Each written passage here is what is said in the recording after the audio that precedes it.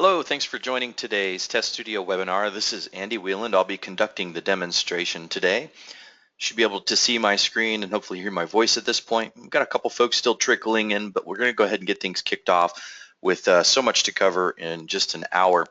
All callers are muted throughout the call, so please feel free to use the chat window or the questions panel to submit any kind of feedback throughout the show today, if you'd like, and we'll try to reserve time at the end for question and answers as well. Just an introduction, a little bit about myself. My name is Andy Wheeland. I'm an enterprise solutions consultant and sales engineer senior with Telerik.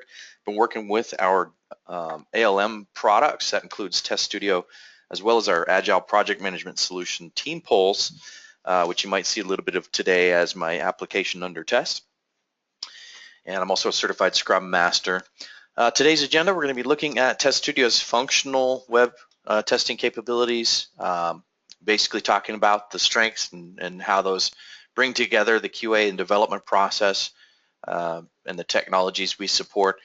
With respect to what we do, what we're good at, Test Studio is really a great tool for creating web automation, web testing, as well as WPF desktop application testing.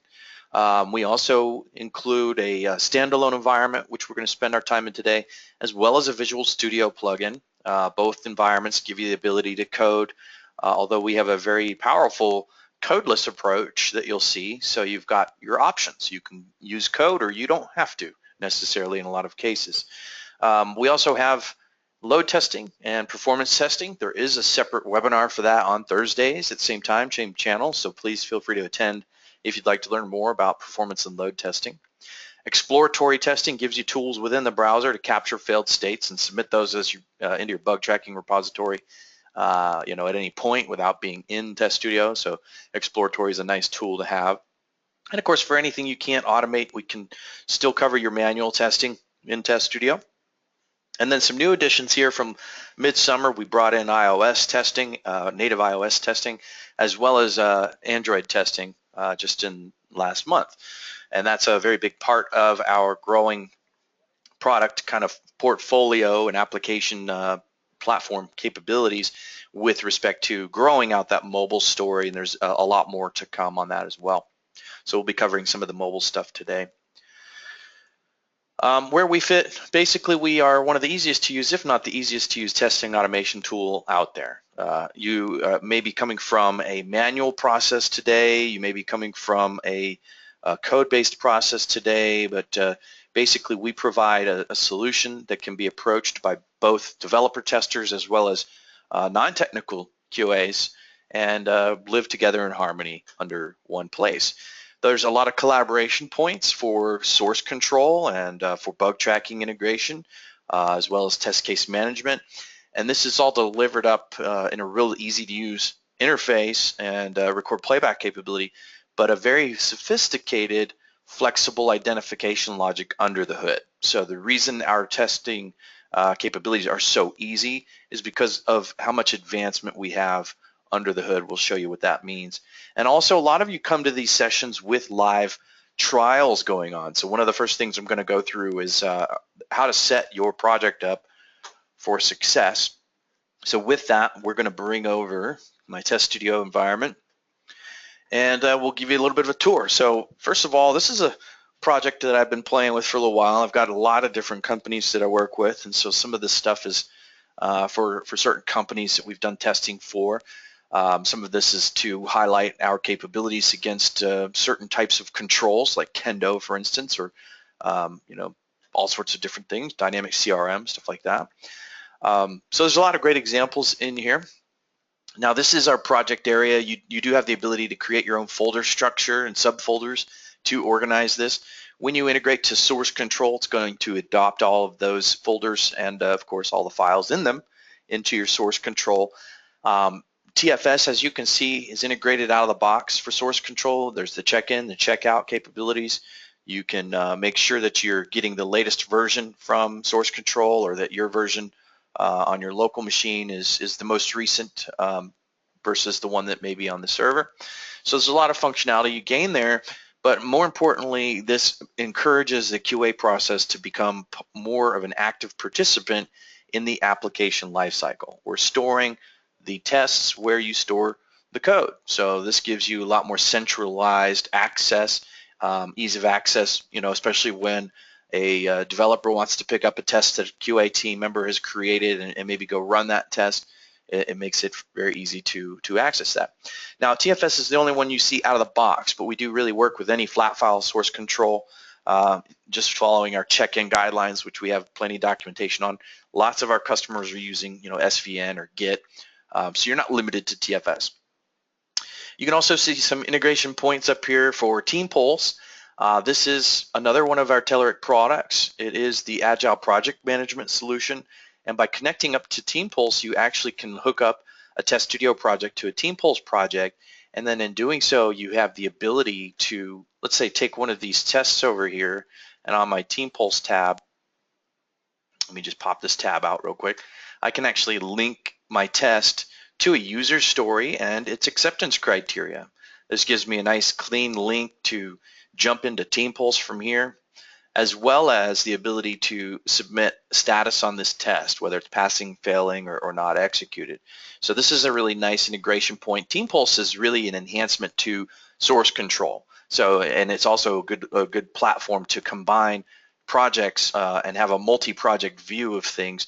And those projects can be coming from TFS, Git, SVN. So there's lots of levels of integration there. So this is just one extra bonus you get if you're using Team Pulse. It does integrate to Test Studio. And so I'm going to be dogfooding a little bit today. I just talked about the Team Pulse integration, but I'm actually using Team Pulse as one of the applications under test. Quality Center integration, if you are still using it, you can certainly store your tests and results there. Also, bug tracking integration, you'll see 3 of these out of the box: Team Pulse, TFS, and Jira. Again, just like the story with source control, these aren't the only options. We actually provide documentation on creating your own custom bug tracking tool or integration. And many of our customers have created these and shared these too. We have a great community behind our products. And so first thing I would do if you're wondering if there's support for a certain bug tracking tool, check out the forums. Oftentimes folks may create a plugin and share it with the other community members. But this will come back into play when we have a failing test. Makes it very easy to submit those. Before I jump into settings, just to backtrack up here on the top, I want to talk about data sources that you can bring into your test, to your project. Basically, any kind of Excel, CSV, or XML flat file you can utilize to data drive testing, as well as OLEDB or ODBC compliant data sources. Those can be attached to the project and data drive things like verifications, inputs, as well as even find logic, which we'll dive into here in a moment. We got a lot of panels laying around. I've got mine pinned back for the most part, but let me pop out some of these panels here. We've got properties up here. We already saw the Team Pulse panel. You can lock and dock these panels where you like. We've also got some presets up here, and you can save a custom layout as well as utilize these presets that are here. But we'll see the step builder come into play, and also the properties panel. Properties are going to show you whatever you're focused on. So I'm focused on a test. I get test properties. If I open up this test and I click on a step, my properties panel shows the step properties at this point. So whatever we're focused on. Also on the left panel here, I have the elements repository. So I'm flipping back and forth here at the bottom. The elements repository is where we're storing and organizing all of the elements that you're interacting with throughout the record and playback process. This is also where we can edit those elements, which we'll see in a bit. But going back over to the project and ultimately the project settings, I do want to cover some of these critical settings to get right. Also, I will provide you, as I'm saying this, I'm going to provide you a link in the chat to a video that has a very cheesy voiceover, but that's for humor's sake. A cheesy voiceover that but goes through detailed settings essentially, so you don't have to remember everything I'm about to say, because I'm sending you a link to a video there where you can watch it at your leisure. All right, so first of all on these settings, I'm going to just highlight those that are in some ways a couple gotchas that I want to point out, and also highlight a couple things that you need to think about when you are first starting your project in Test Studio. When things are dialed in, when things are set right in your project settings, it makes it a very easy product to use, and it really reduces maintenance. And one of the big things you'll hear us talk about a lot is the ease of use, not just from an initial standpoint. A lot of products are easy to use at the beginning. It's in the maintenance process, the ongoing process down the road, that really tells the tale of the application. And so that's really what we focused on, is the maintainability of our tests.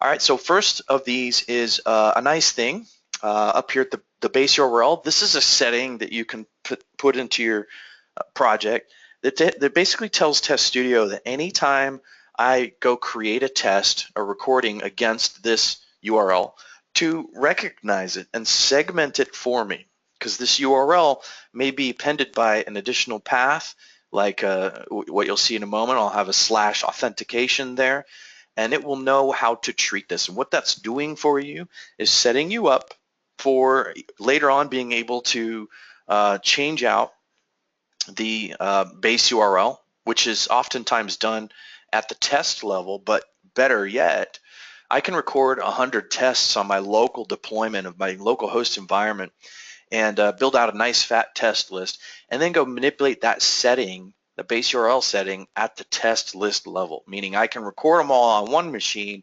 and with one server address, and then use those same tests as it's moving across the different machines, QA1, QA2, staging, production, reuse those same tests over and over again. You'll get a lot of mileage out of our tests, and base URL is a big help in doing that. So that's a really nice capability. I'm going to show you one down here that is a bit of a gotcha. Out of the box, this compare mode is set to full path and query. What does this compare mode do?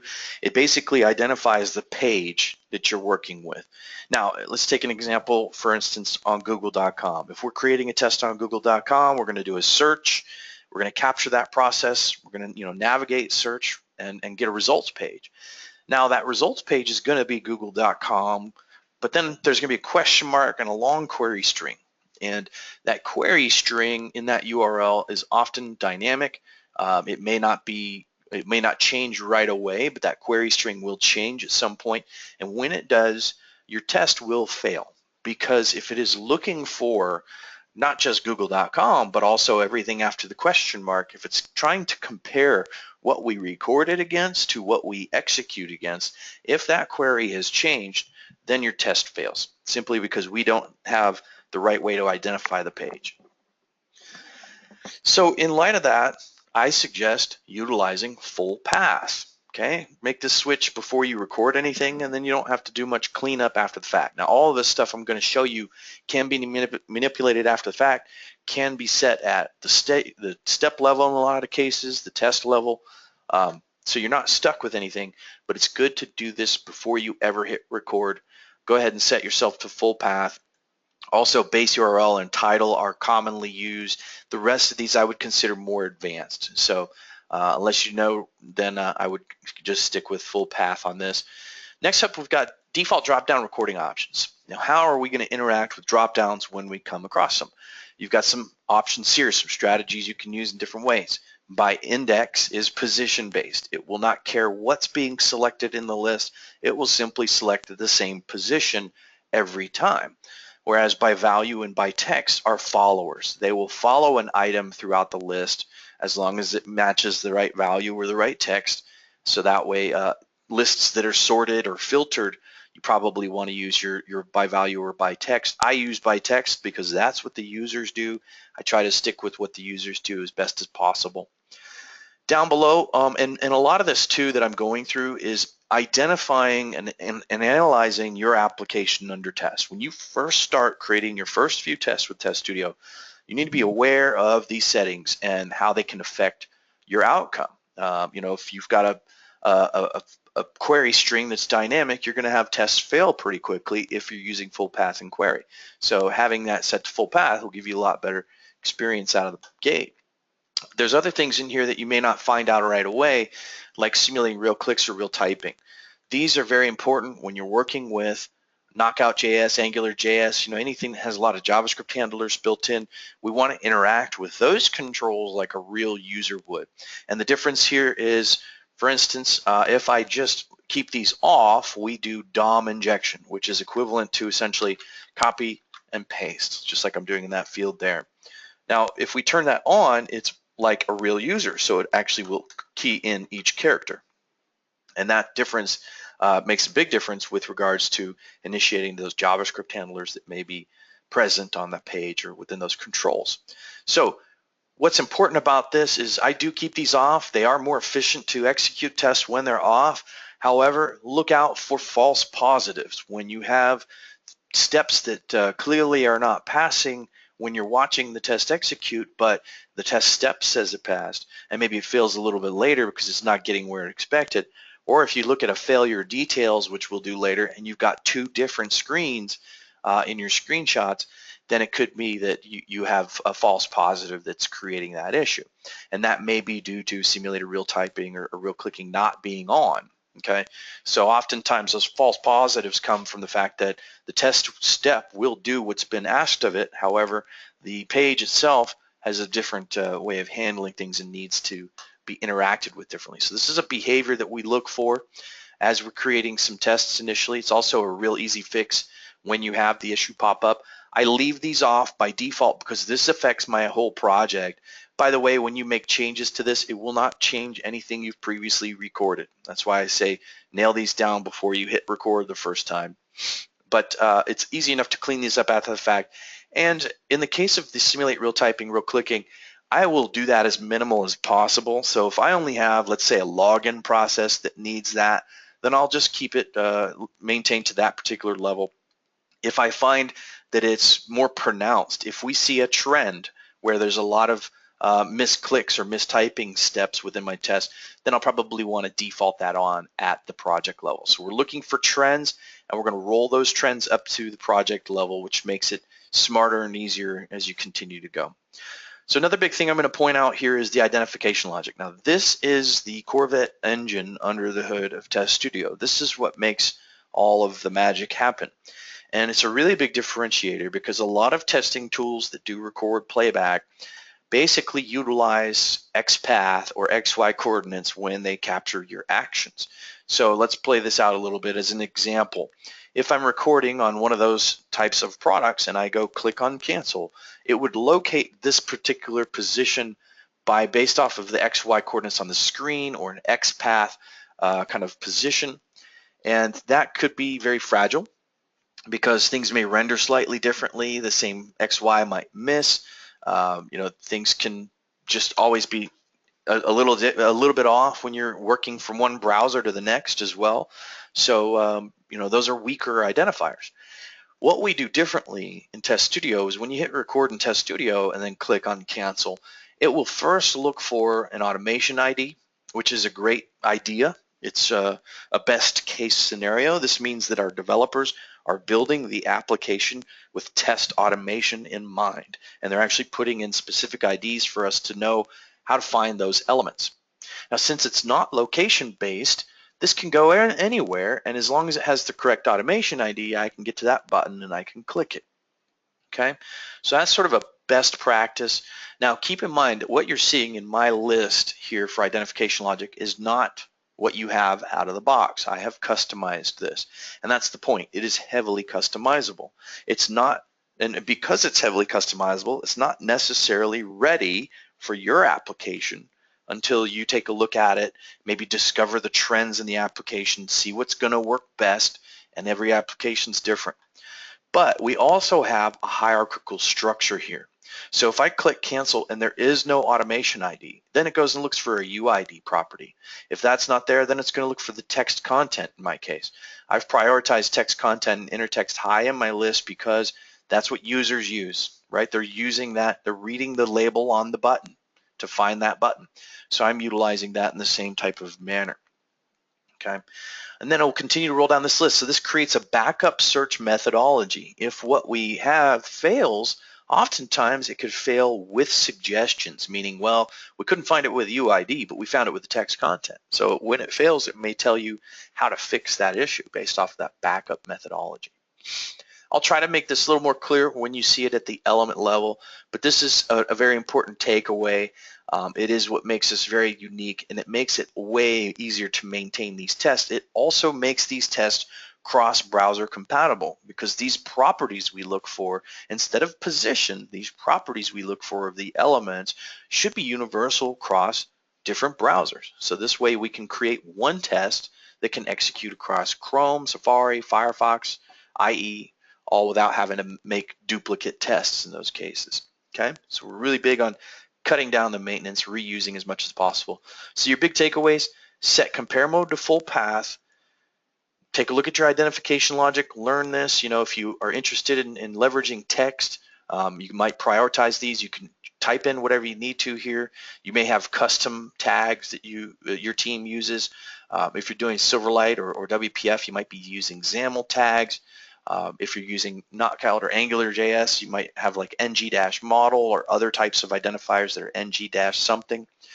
Basically, the goal is figure out what the best option is for your application and put it at the top of the list. Second best option should be second, and then on down that list with the weaker possibilities at the end. Again, I'll show this to you at the element level, which it will probably make more sense when you see it. But that's all I'm going to really cover for the settings for this session, so we can jump into some real testing. Again, refer to the link I dropped in the chat if you want to see the full settings, and I encourage you definitely go through that before you hit record. So it'll make your life a lot easier. Okay, so let's do something here. We're going to add a folder. And in that folder, I'm going to drop in a test.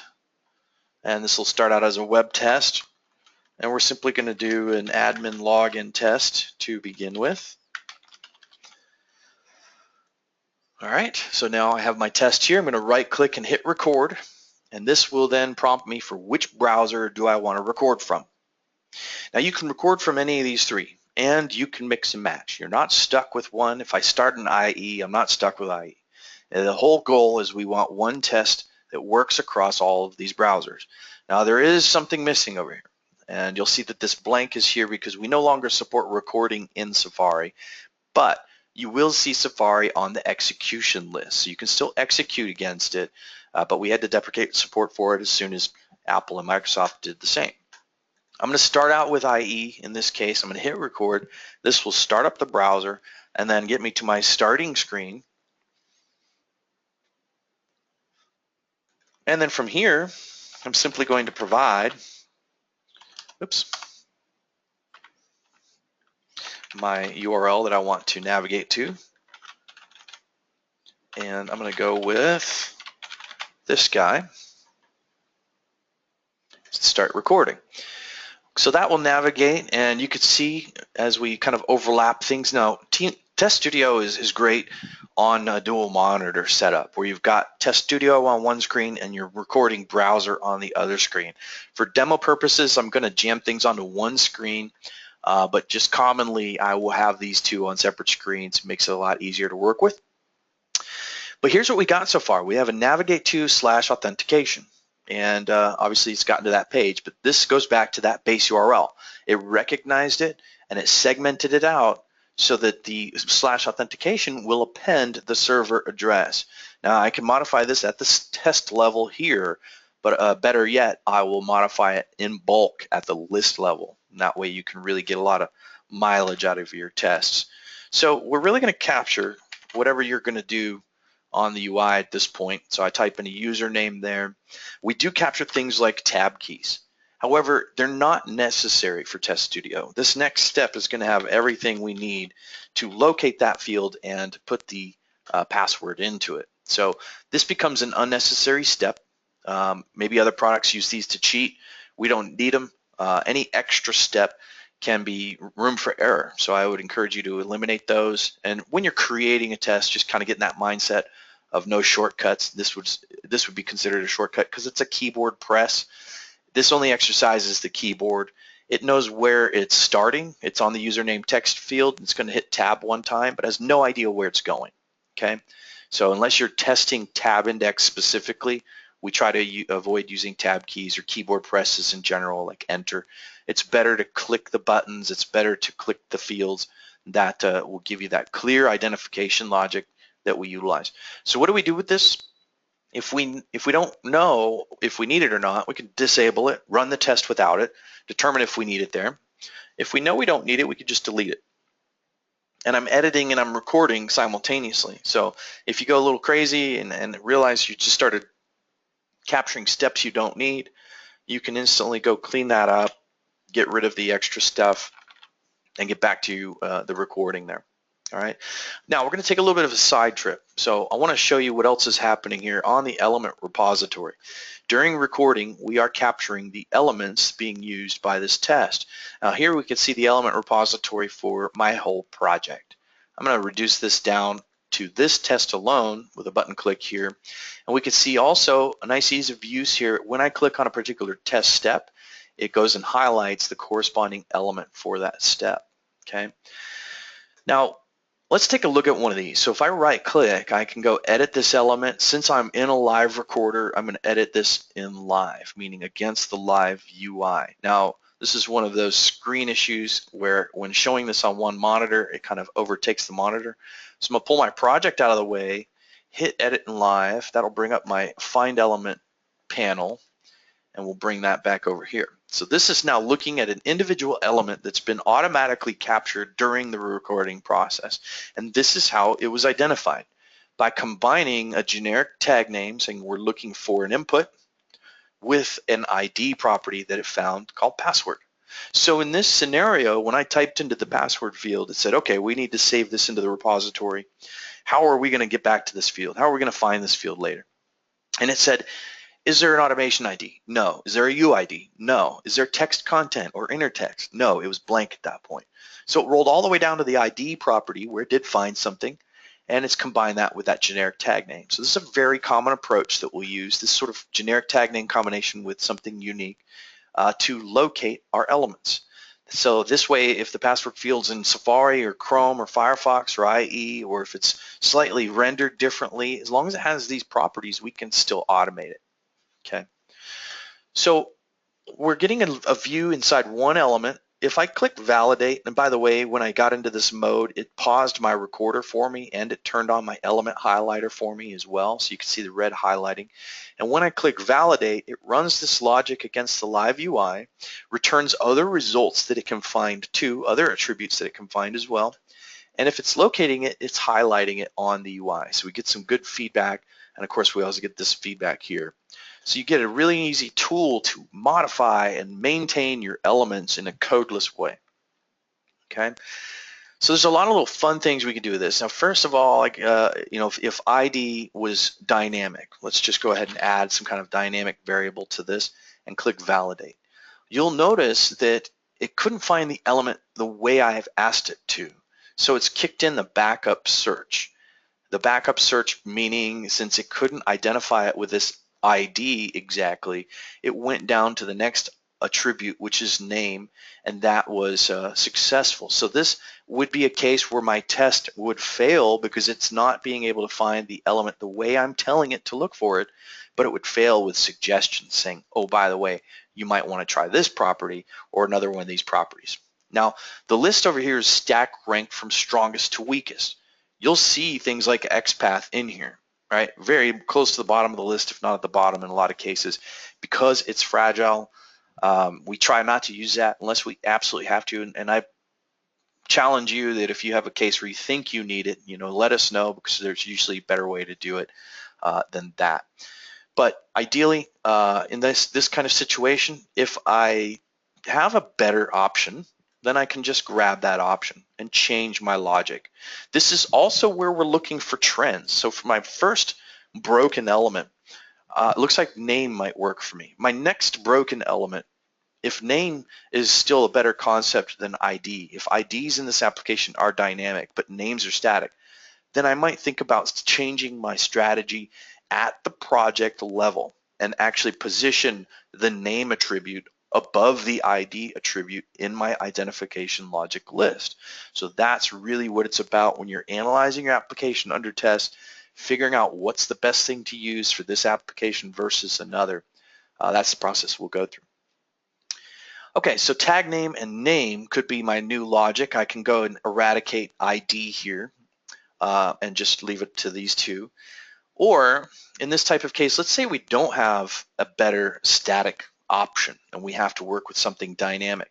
Well, we can look at this in a couple different ways. First of all, we have a static portion that we can rely on and a dynamic portion that we can't.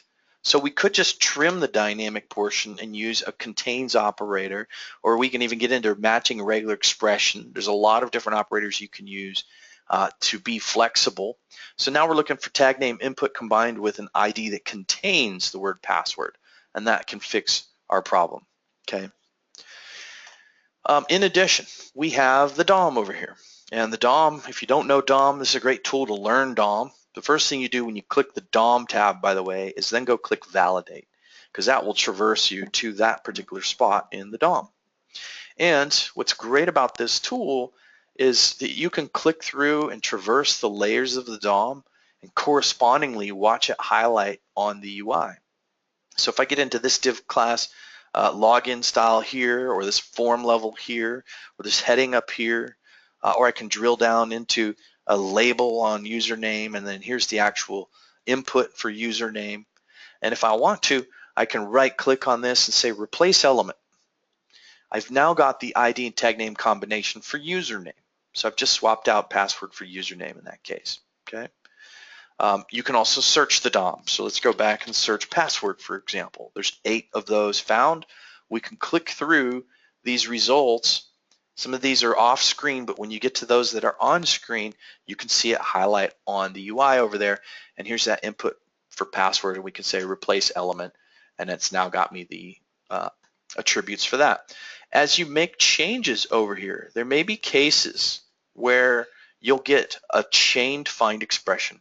So this went to a parent login form, and then it's a tag index. Now, I don't like tag indexes. So when you're in this mode of editing elements, it's going to give you kind of a least resistant path, but it's not your final, right? So when you're making modifications like this, you can always do replace element. It will give you a valid logic for that particular moment in time, but that's not necessarily your consistent go forward strategy. I like this ID for login form, but back over here on suggestions. So after you do replace element, my advice is then to go back to suggestions and see what else it's got. Because over here, I've got a class, I've got an inner text I can use, I've got inner and outer markup that I can use. All of these things can help me find that element more cleanly than, say, a tag index here, okay? So again, you can swap things up. You know, oftentimes I will utilize that same strategy of a tag name and remove the index, and that gives you a little bit more flexibility there. And then you can continue to build out layers upon layers. So if we go down back to tag name of input, and you can type directly in here if you'd like. And we'll do a sister level to this, which is going to be an ID of password. Right, so now I have a chained find expression that gets me back to that same field that we started out in, right? Child to parent to child kind of ideal. Now, if you think about this, this is the same kind of thing you can do in a grid. I've got a grid level ID, I'm going to a row, and then maybe a cell within that row in a very dynamic way that's going to allow me to work with those grids consistently and not have to depend on position-based logic where it's very finicky with dynamic data. This is going to be much stronger. All right. The other thing that we can do with this is data drive this. And at some point, I added some data to a test that has this element. Now, the reason I say it like that is because we reuse these elements. Every time we come across the same element, we simply try to use the same one we already had. And at some point, I added a data source, and I know that because I have a drop down here. And this drop down will allow me to actually data drive the find logic, okay? So I can dynamically search for things iteration after iteration. I can have it go looking for different elements, which a nice use case for that I use text content pretty heavily. So for example, the login button, I might be finding the login button by its text content, the label on the button. And if I'm doing that, I can then data drive the label on the button logic with different languages and use the same test to click login in English, to click login in Spanish, to click login in French, or any of those other languages that may be necessary. So leveraging text content and data driving it, again, gives you more mileage out of your tests. All right, I'm going to reset this back. And last but not least, I'm going to hit save. And one of the most important components here is, as I alluded to, we reuse the elements. Every time we have the opportunity, if we can identify it this time the same way we did last time, we'll simply reuse the element rather than create a duplicate. This means I might have that element being used by multiple tests throughout my project.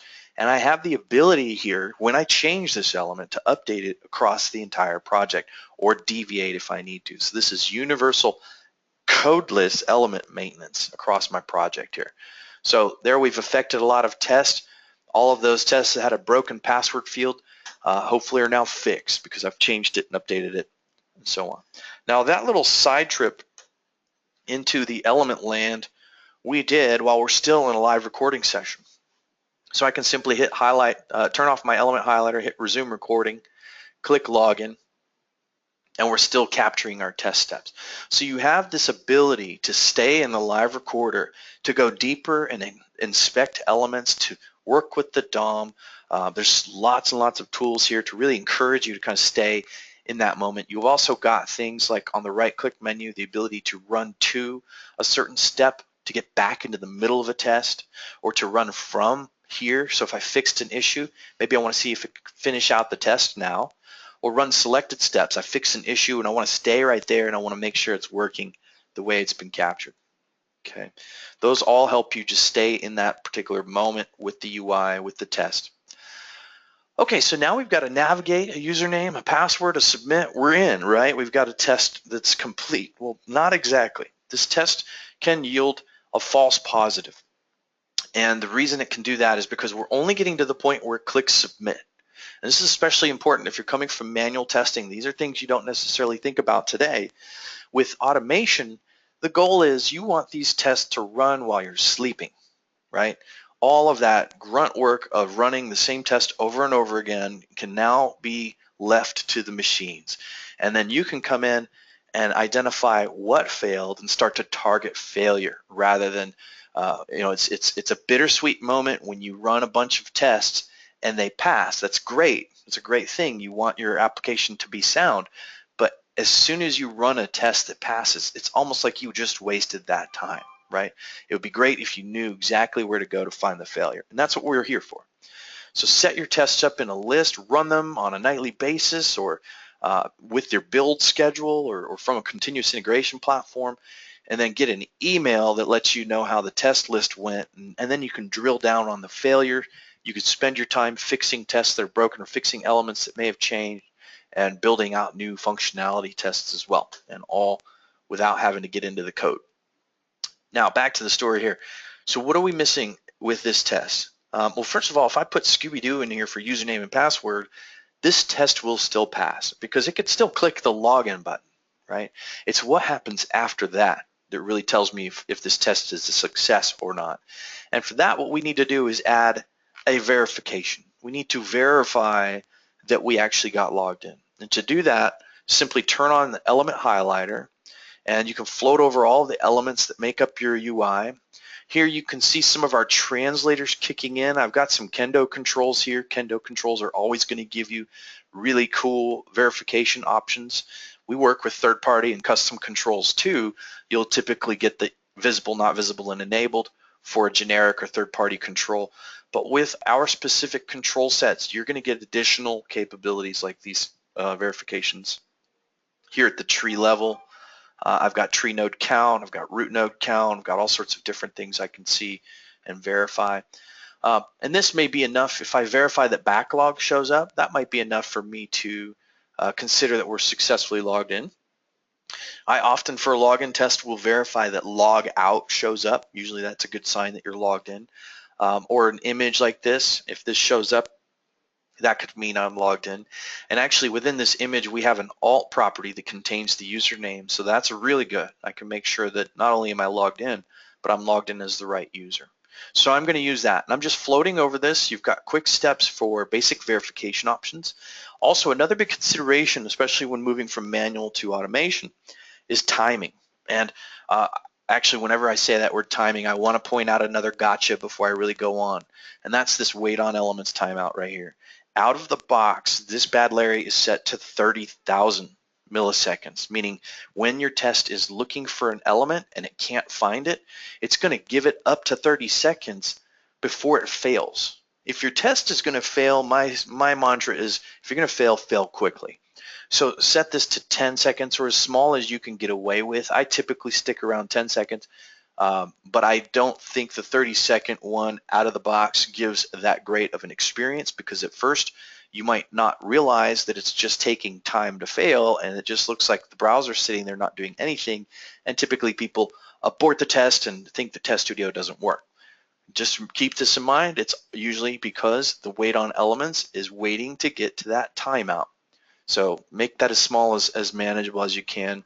So that's one aspect of timing, and it is a timeout. So we're not going to need all 10 seconds typically. We'll usually find an element more quickly than that and move on, but you're saying allow up to 10 seconds. That's at the test level for quick execution only. You're going to have a whole nother set of these properties at your test list level. But you also have some timing options at the test step level. So if I jump into this password step here, there's a secondary timeout of 30 seconds here, which I can enable simply by checking this checkbox. And now at this particular step level, the rest of these are going to be 10-second timeout, but for this particular step, I now am saying I have up to 30 seconds. So this way you can build in the right timing, because a problem arises that tests are running faster than the application can keep up. So we need to wait for things to show up, and there's a difference too when you're looking back at the UI here.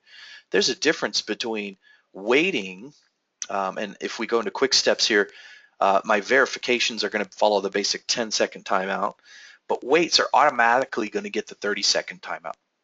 And there's a difference between waiting for an element to exist. It may exist in the DOM, but it might not be visible on a screen. So there's also wait for it to be visible. And that's different from waiting for it to be enabled.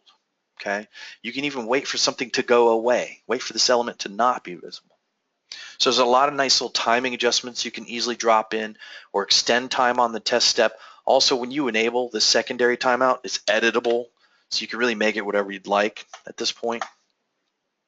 I'm going to turn that back off so we don't need it. All right, so we've got our verification. This is what I would classify too as a functional verification. This is a verification that's going to say whether or not we succeeded at our goal, at the test goal. There's many other types of verifications. In fact, with an image like this, one thing I might do is, if it's not something that's already built in, there's JavaScript events we can fire, mouse actions like hover over, right clicks. But if it's something a little bit more advanced, I can go to build step. I'm going to undock my toolbar for this. And on build step, I have the image that I have identified. And you can see when I click on the DOM down here, it highlights on the UI. And I've got verifications I can build here. And I've also got actions that I can build here. Drag and drop is here. We'll naturally record that, but if you need something a little bit more advanced, this is your second level. And there's usually 4 solutions to every problem in Test Studio. Solution 1 is your basic record playback. Now I say that with an asterisk because basic record playback, I would say, is your number 1 solution once you have identified your identification logic strategy, once you have the settings honed in for your application. Once you have that, record playback super easy, the first option. If that's not working out for a certain test step, then I'd go to this build a step. Okay, turn on your element highlighter, float over the element in question, go down to build step. That invokes this toolbar, and this comes with a lot of other cool things that you can do in a more advanced way. And things like image verification are here, where we can actually verify at a pixel level that we've got the right image.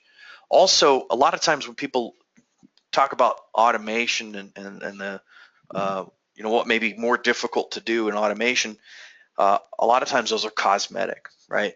So I have a verification that's functionally proving if I'm getting logged in, but is the UI looking the way it should? Are things in the right position?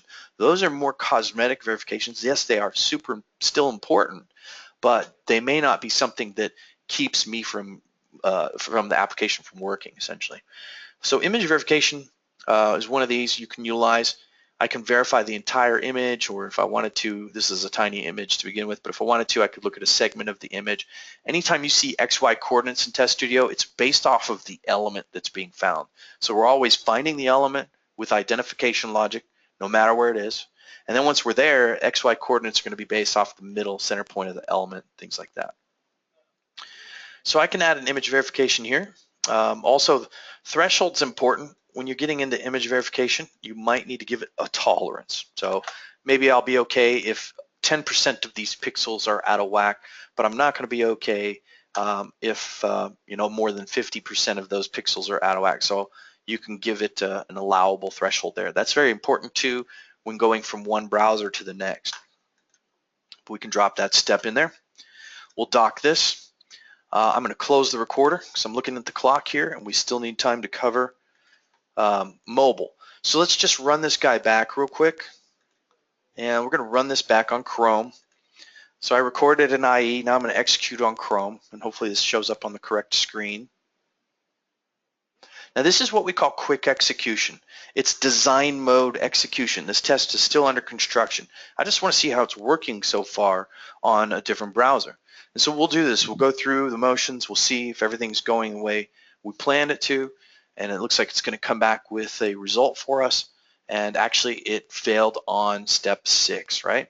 Because there's an image difference of 46.68%. And the reason for that is because this image, the way it rendered, that tiny little person image, the way it rendered in Chrome versus IE was different by about 50%. Now, I don't want to raise my threshold to 50%. So in this case, what I'll probably do is make an IE version of that verification, and then a Chrome version of that verification, maybe Safari and a Firefox version of that verification too, so that I can keep a lower threshold. Because I expect that this would pass on IE. We'll test that theory in a moment. But here on the Images tab, you can see the expected state. We're expected this image to be there. The image is clearly there, but it's the tolerance of that it exceeded. So functionally speaking, we succeeded, right? We got logged in. This is the expected state. Here's the failed state. There's a different page that's showing up there just by the cookies in my browser, but we did succeed at getting logged in there. We also captured the page DOM at the point of failure too. And of course the failure details in this case, we have the exception log at the bottom here and also the complete test log. This is going to be steps to reproduce the issue. What browser version did we run against? We passed all the way down to 6 where we failed, some failure details, and it took 10.5 seconds to run. Okay. So all of this data that we've just captured, this failure details with the images and the log files, can easily be copied to clipboard, exported to zip file, or even hit submit bug if you've got your bug tracking turned on. I've got mine pushing into Jira. So I'm going to build a bug in Jira just with a couple button clicks here. I can always add and customize the messaging, but we're going to attach the images, the log files, the page DOM. All I'm going to do is hit submit, and I've just communicated that to my dev team, and I get a response back from Jira in this case that bug was created. Okay, so this really helps to close that feedback loop between QA and dev. And not only am I saying there's an issue in the application, I'm also providing them with the steps to reproduce the issue, the expected and failed state screenshots, the DOM at the point of failure. They're getting a lot to go on. It's not just oh, there's an issue, all right? So this really empowers the QA to be a very active participant in the application lifecycle. You can even set that up to auto submit bugs. However, most of our customers like to review them before submitting them. And this is a case where it's really a cosmetic issue, so it wouldn't necessarily be a bug. But let me show you how we work around this. First of all, it is cosmetic. So I'm actually going to move this up because I want this to be first. If this came first, then we would have never gotten to our functional verification of did we actually get logged in, right? So the first thing I'm going to do is I'm going to take this step and set it to be a continue on failure step. This little blank column here, you can also find this in the right-click menu, continue on failure. So now this is what I typically will do with more of a superficial cosmetic type of verification. Yes, I want to know when it's off. So I do want some failure details out of it, but I want it to also continue and see if we can pass the functional test as well. Let's run this back one more time. We'll run it on IE. The other thing I'm going to talk about is this setting down here that says run against all browsers. All of our test steps default to run against all browsers. But I mentioned I might want to make an IE version of this test step or a Chrome version of this test step, and there it passed that time, so we stayed within the 10% threshold. But that's exactly the reason and the type of step where I probably will want a browser-specific step. The large majority of these test steps are cross-browser compatible, so I can really shortcut the process. But when I need to do something browser specific, I can go create a step for it and say, hey, this is an IE only step, and I can even get deeper and say this is for IE 10 or greater, and use this compare here, greater than or equal to. So you got a lot of great flexibility, and then I'll just create a copy of this test step for Chrome, right? I'll go record it in Chrome, and that way I can keep a low threshold there, which gives me more reliability on that test step. So, okay, we've got about 10 minutes left. There's so much more we can cover. There are conditional logic like if, else, and while loop options in here. We'll handle dialogues, all this stuff codeless. You always have the ability to right click and edit in code, but that is a one-way operation. Once you start editing something in code, it may just be one step, but you've modified your test at that point, right?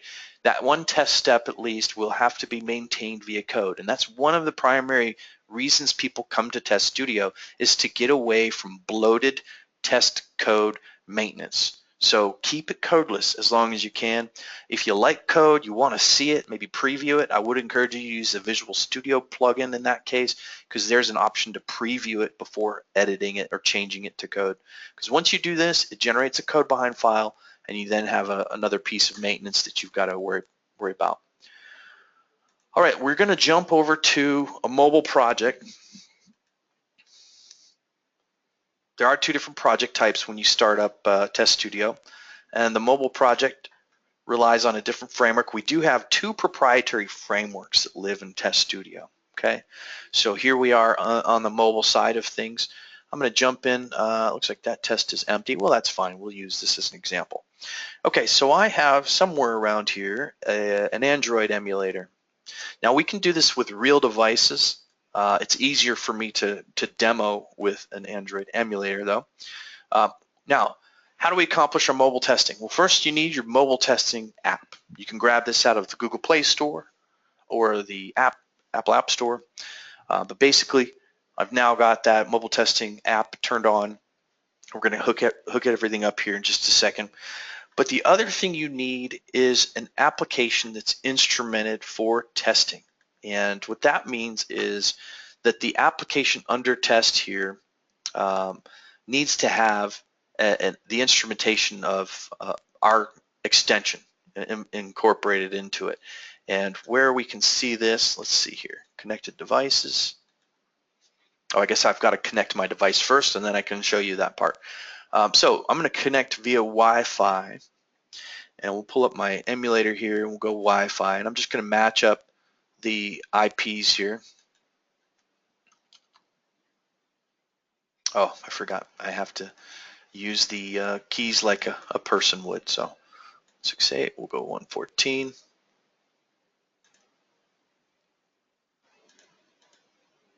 Okay, we'll hit connect. Now this device is connected. It shows up over here. We can connect multiple devices, all right, and we can actually have it execute these tests across all of those devices simultaneously. I'm going to hit record now, and this is where you're going to choose the application identifier for the application under test. So again, the key to this is having the companion app, our companion app for mobile testing on the device itself. And then as this documentation goes through, is adding our testing extension to the application under test. So in this example, it uses a wiki mobile and creates a QA copy of that, because the QA copy is where they're dropping the mobile testing extensions, which makes that application then testable by Test Studio. So for iOS apps, this will have to be done in Xcode. For Android apps, it can be done anywhere Android is happy with, like Android Studio. But basically, once that extension is added to the application, and during this process too, your URL schema will help identify that translates into the app ID, okay? So the application ID, that's where that comes from. And so here, I'm just gonna choose my app ID. I'm gonna hit start, and wherever my guy went, you see it kicked off the application, and we can jump in here and start automating. You'll see that it captured that tap step. Looks like my emulator is a little slower than I wanted. I'll go into one of these easier ones. So I'm going to do, let's say, we'll go to the button test page. We'll just start at the top here. So I'm going to check a checkbox. I'm going to go from off to on. I'm going to select this guy or this guy. I'm going to zoom in and out. Also, you'll see that I've got some statuses for this little demo app that I can add some verifications to. So we're capturing all these actions against the element. You'll see also that the elements are being captured here too. So here's the My Screen, the Go View buttons, the checkbox, all that stuff's being captured. Here's the zoom controls and so forth. We also have the DOM tab down here, and this is where you can build your verifications. So I'm going to refresh this so it's up to date. And let's see, we're going to drill down in, and as I click on the elements in the DOM, you can see the red highlight on the app itself. So I want to see if I can get into this zoom is tapped kind of thing here. Let's see, text view, zoom controls. There's the zoom button. Let's see what we've got on this one. There we go. So zoom in tapped is what I want to verify. Over here, check out all these properties. Just tons of properties that you can work with. You can see how we expose what we find from the element. So this is very similar to the suggestions that we saw in the web testing, right? And here's my M transformed zoom in tapped. I could verify that, that M transformed. And basically with my step builder tab, we'll go to verifications. We'll verify the property value. And down in this list, we'll see the M transformed right there, zoom in tapped. And as a result of me clicking zoom in, I should see that verification show up. Another really cool thing that we have is the same methodology for, run from here, run selected steps. In fact, we'll just do run from here. And we can watch it click, and we can watch it verify. It went very quickly there, but it accomplishes the goal. Once we want to end recording here, I'm just going to clean up these extra test steps that I don't need. I'm going to hit stop. I'm going to hit go.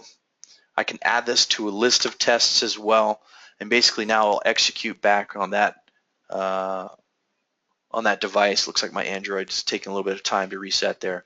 But basically that's the idea. You can use iOS real devices as well as simulated emulated devices as well as Android. Right now we are focused on native iOS and native Android. We've got a lot of work underway for mobile and hybrid, hybrid and mobile web options as well. But lots that you can do with this. We've also just introduced test lists. So as you build out your test, you can add those to a list. We can have these execute against multiple devices in concert, which is really cool. They are going to have to be the same device type. So I can't run an iOS native test on an Android native app. And that should be, this should go without saying, but just in case. But you can organize lists of tests. You can work with many devices, real or emulated. You can utilize that step builder to build out your test steps, take screenshots. all sorts of things that you can build in there. Your results, this is a newer kind of UI element that we've brought into mobile testing. And there's lots, mobile's very young for Test Studio, so there's so much we can do. This is an example where we had sort of a newer idea for how we want to display the results, and you're going to see this probably carried back into the web and desktop side of Test Studio, whereas most of the things on the list for mobile are getting the same ease of use, like data-driven testing, like conditional logic, like all those other things that we already do in web and desktop over to mobile. So we have a great looking roadmap for this, and we're excited about what's happening right now with our testing. So great insight. Looks like we are at the end of the hour.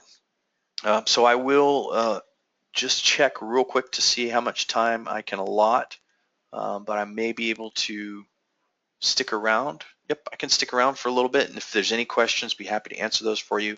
For those of you that have seen enough, I want to thank you for attending today. Please feel free to come back. We do this every Tuesday. I'm also going to try to put a recording up of this on our site, and hopefully you've learned something.